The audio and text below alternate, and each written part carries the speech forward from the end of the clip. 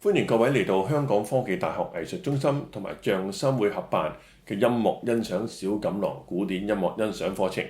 我係你哋嘅主持李國旗。今日我哋已經嚟到課程嘅第3輯文藝復興啦。大家可能會問，文藝復興究竟要復興啲咩嘢呢？其實文藝復興所講嘅復興，或者有人中意用 rebirth 重生、重現咁咧，係復興古希臘同埋古羅馬嘅一啲思想同埋意念嘅。後來就引起咗一場文化同埋藝術上嘅大爆發啦。呢個時期嘅人咧，唔再好似中世紀嘅想法一樣，佢哋覺得即係好似人生永遠冇辦法控制自己嘅事情咁樣啦。文藝復興時期嘅人咧，認為自己係命運嘅主宰，人係重要嘅，人生在世嘅價值咧，必定比起只會為來世做準備豐富得多嘅。佢哋對世界嘅睇法變得好樂觀，對自己能夠解決問題嘅能力咧，亦都充滿自信。文藝復興雖然標榜人民主義同埋以人為本，但係大家千祈唔好以為佢哋否定上帝嘅存在噃，或者佢哋會對上帝有任何不敬，呢啲都唔會發生嘅。其實佢哋同中世紀嘅人一樣係咁虔誠，只不過佢哋要維護人類喺世界中嘅地位咁嘅啫。If I am to choose 2 adjectives to describe the Renaissance, they will definitely be harmony and balance. People often consider Florence as actually the cradle of the Renaissance. Why? Now let me introduce some masters who were active in Florence. In the aspect of arts, we have Botticelli, Leonardo da Vinci, and Michelangelo. In literature, most people will remember Dante, Boccaccio, and Machiavelli. In politics, Florence was a republic and the government was actually elected by the citizens. In fact, in those days, the rulers of Florence were several very wealthy bankers. Among them, the real power lay in the hand of the Medici family, whose bank had branches in 10 European countries. And even the Pope would place his wealth in the Roman branch of their family bank. During the prime time of Florence, Lorenzo, who was very intelligent and knowledgeable, became the lead character of the family, and his house literally a cultural center. There were a myriad of artists, scholars, and poets who would discuss topics of their expertise, making Florence the true cradle for the Renaissance. Now let us take a look at this masterpiece of Ravel on the right. If we look at how blissful Mary looks in the picture as she is looking at John and how she is holding and protecting Jesus in her arms, we'll have the impression that the theme of this painting is actually maternity love. And when we check the pose of Our Lady, we can easily see a very stable triangle. From my point of view, the whole painting is truly a representative of humanity, harmony, and balance. While the medieval period was dominated by religious music, in Renaissance, religious music and secular music were equally important. In the religious world, vocal music was the mainstream. In the secular world, there was huge development in both vocal and instrumental music. First, let us start with religious music. The religious works of the 15th and 16th centuries, like the previous centuries, were mainly mass and motets. In the Renaissance, however, such music was no longer confined by the chant, and most had become polyphony with 4 voices.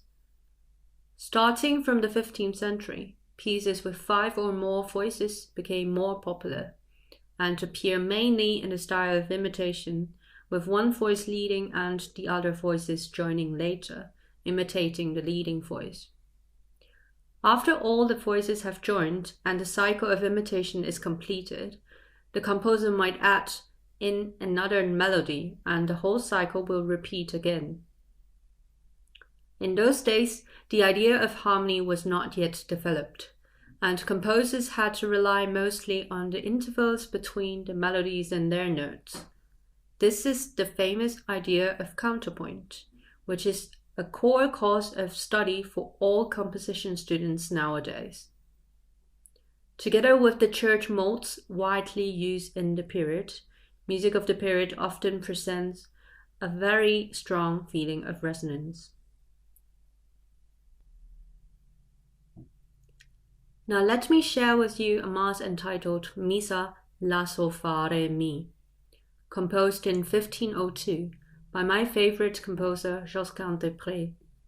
If you find that the title of this mass is peculiar, it is natural.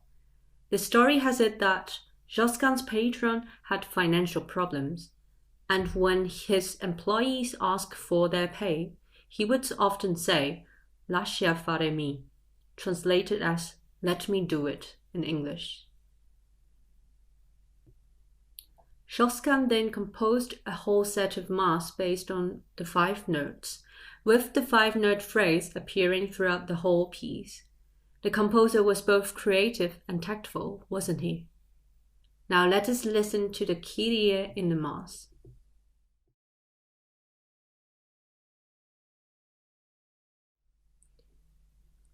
In the 16th century, as the Reformation greatly influenced the whole world, the Church carried out the Counter-Reformation movement as a counteraction. The Council of Trent was held, and it was decided that Protestantism should be condemned and heresy was officially defined. At the same time, the Catholic doctrines and teaching were also clarified. It was suggested in the council that any form of embellishment and accompaniment to the Gregorian chants were inappropriate and should be banned, and the only musical instrument allowed to use in any religious services was the organ. The council also considered it inappropriate to use polyphony in religious music, as that might make the text obscure, and only monophony was appropriate for the chants. Fortunately, many bishops who were present in the council were also music lovers, who tried their best to protect polyphonic compositions in religious works, and thus saving the musical world. The final decision was that the text should be placed in the most prominent position, and the music should be simple and bring out an air of solemnity and holiness. Now let us listen to a mass by another famous composer, Palestrina. Please note that this was composed in 1567, only 60 years after Josquin's. Here I have also chosen the Kyrie, so that we can compare it with the previous one by Josquin.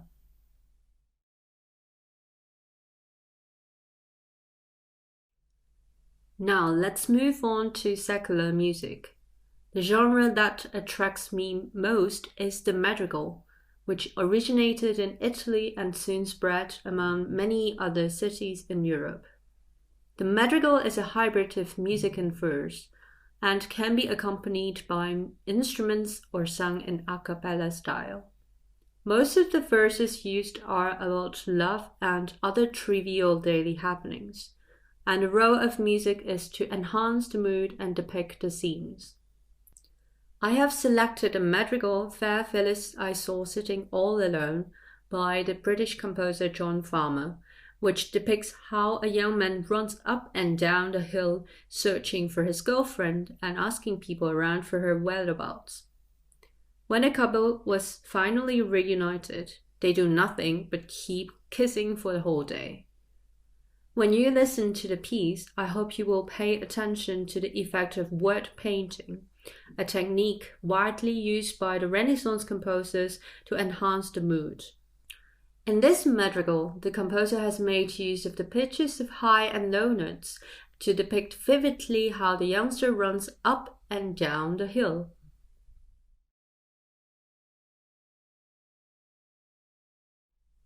Another aspect of the musical world is the musical instruments.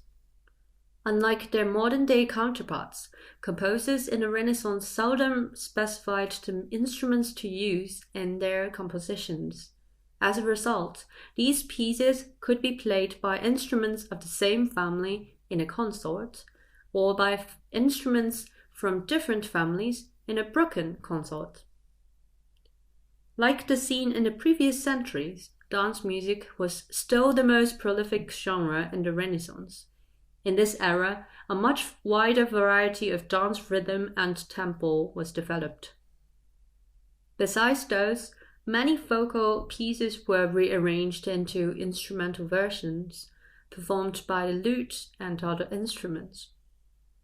Now please listen to an instrumental piece by a consort, that is, played by instruments of the same family. Please pay attention to the homogeneous tone colors of the instruments.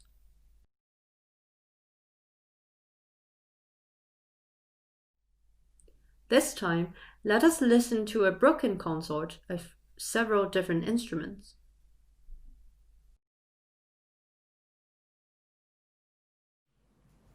因為時間嘅關係呢，我哋今次就唔逐一為各位介紹文藝復興時期嘅樂器啦。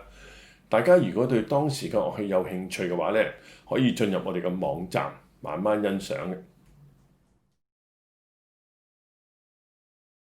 嗱，聽完呢一輯文藝復興時期之後呢，相信大家已經儲有足夠嘅藝術同埋音樂知識進入現代音樂嘅世界啦喎。點解咁樣講呢嚇？因為接住而嚟嘅巴洛克已經係連接住我哋熟悉嘅世界啦。我哋而家經常有意無意就會接觸到巴洛克嘅音樂，例如參加朋友嘅婚禮咧，我哋好多時都會聽到 Papae 嘅 Canon 啊。電話鈴聲裏邊又無端端會出現巴克嘅風琴作品嘅喎，仲有韋華提嘅四季小提琴協奏曲等等啦，都係屬於呢個時期嘅產品。想知多啲巴洛克嘅嘢，唔好錯過最後一輯嘅音樂欣賞小錦囊啦〜